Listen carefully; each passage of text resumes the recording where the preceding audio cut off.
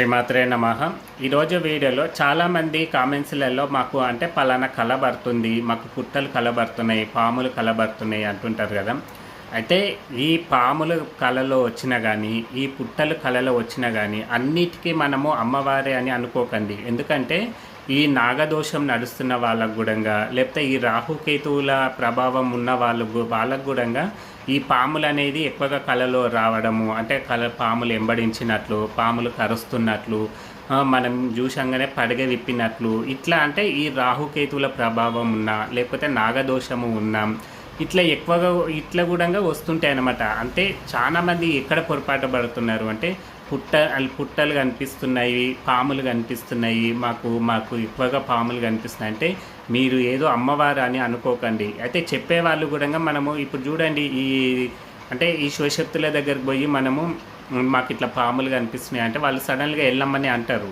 అంటే అట్లాంటి నమ్మకం అట్లా నమ్మి కూడా పండుగలు చేసేవాళ్ళు, ఇంట్లో నిలుపుకున్న వాళ్ళు చాలామంది ఉన్నారు. కాబట్టి మీరు ఒక విషయం గుర్తుంచుకోండి, ఇలా వస్తున్నాయి అంటే మీరు మనము ఈ నాగదోషాలు ఏమన్నా మనం ఎవరినైనా బ్రాహ్మణుడి దగ్గరికి పోయి ఒకసారి మనము అంటే మన పేరు బలం ఏ విధంగా ఉందో కూడా చూయించుకున్నప్పుడు వాళ్ళు చెప్తారనమాట, మీకు పలానా అంటే నాగదోషం నడుస్తుందా, మీ పేరుని బట్టి వాళ్ళు చెప్తారు. లేదా మీకు పలానా రాహుకేతువులది ఇబ్బంది ఉందా, ఇట్లా చెప్తారు.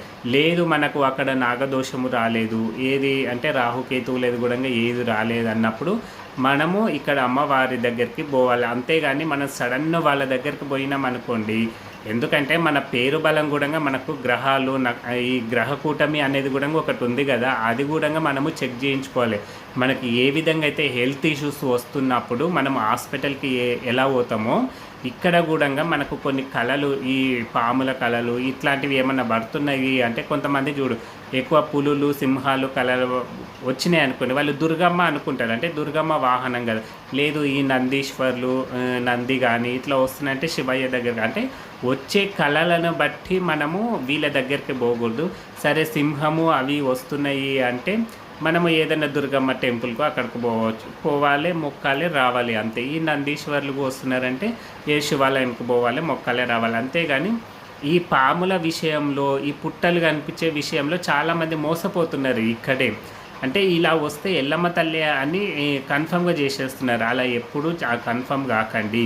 మీరు ఎక్కడన్నా మీ గుడి దగ్గర ఎక్కడనో ఒక దగ్గర మనకు అయ్యగారులు ఉంటారు కదా, బ్రాహ్మణ్స్, వాళ్ళ దగ్గర పోయి పలానా వాళ్ళ ముందే చెప్పకండి, మాకు ఇట్లా పాములు ఇట్లా వస్తున్నాయి చెప్పకుండా, ఎందుకో మాకేం కలిసి రావట్లేదు, ఒకసారి నా పేరు బలం చూడంటే వాళ్ళు పేరు బలం చూస్తారు. నీకేమైనా దోషం ఉందా, లేకపోతే పలానా రాహుకేతువులది ఏమైనా ఉందా అని వాళ్ళు చెప్తారు. అప్పుడు మీరు సరే అక్కడ నాగదోషంది ఏమీ బయటపడలే పడలేదు, ఈ రాహుకేతువులేదు కూడా పడలేదు అన్నప్పుడు మీరు అప్పుడు ఎక్కడైనా శివశక్తుల దగ్గరికి పోయి మాకు ఇట్లా జరుగుతుంది అన్నప్పుడు వాళ్ళు ఏదో మీకు ఏదైనా మొక్కుబడి ఉందా, లేకపోతే అమ్మవారు మీకు ఏదైనా ముందే వచ్చే అంటే ఏమైనా ఆపద వస్తుందా అనే దాని విషయాన్ని వాళ్ళు తెలియజేస్తారు. కానీ ఒక విషయాన్ని ఎంబడే మీరు ఇట్లా కన్ఫర్మ్ అయ్యి మీకు ఎల్లమ్మ తల్లి ఉంది, మీరు పూజలు చేయండి, పండుగలు చేయండి, ఇట్లా చాలామంది అంటే ఇలాంటి మాటలు నమ్మి పండుగలు చేసిన వాళ్ళు ఉన్నారు. అయినా వాళ్ళకు యథావిధంగానే ఉంటుంది. కాబట్టి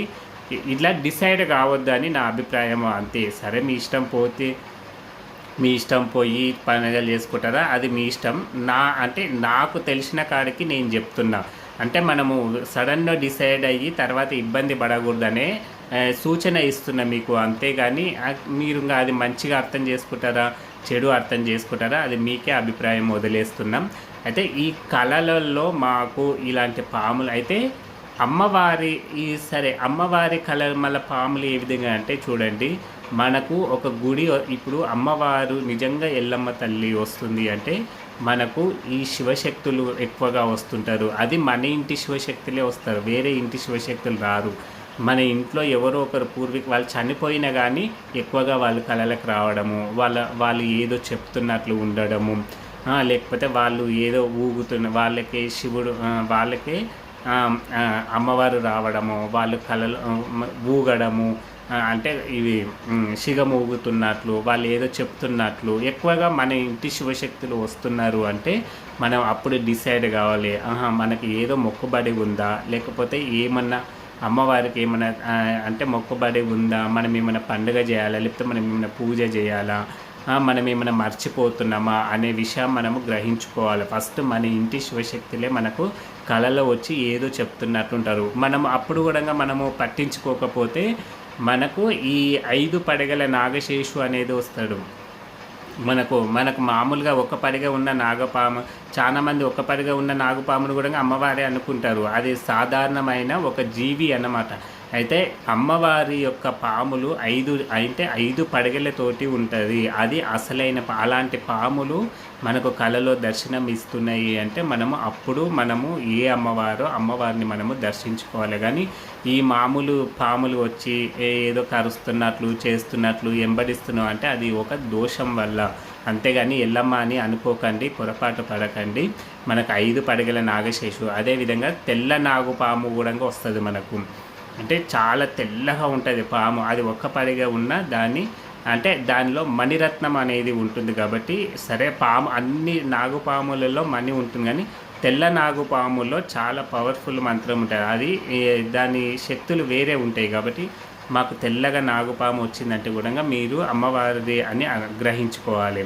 అయితే ఒక్కటే పాము వచ్చి మనకు కరుస్తున్నట్లు, ఎంబడబడుతున్నట్లు ఇలా వస్తున్నాయి అంటే ఇవి నాగదోషాలకని అర్థము, లేదా రాహుకేతువుల కానీ అర్థం చేసుకోండి.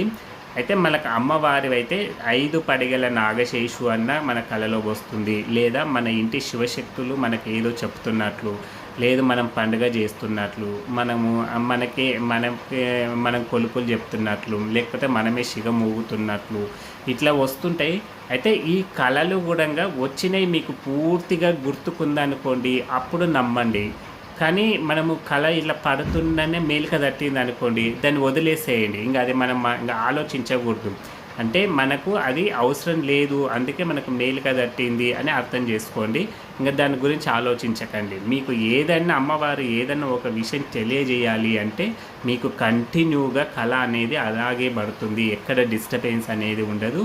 అది మనకు ఉదయము మనం ఒక సినిమా చూస్తే ఏ విధంగా గుర్తుంటుందో ఆ కళ కూడా అదే విధంగా గుర్తుంటుంది. లేదు మనం మర్చిపోయాము అంటే వదిలేసేయండి. దాని గురించి ఇంకా ఎక్కువగా ఆలోచించకండి.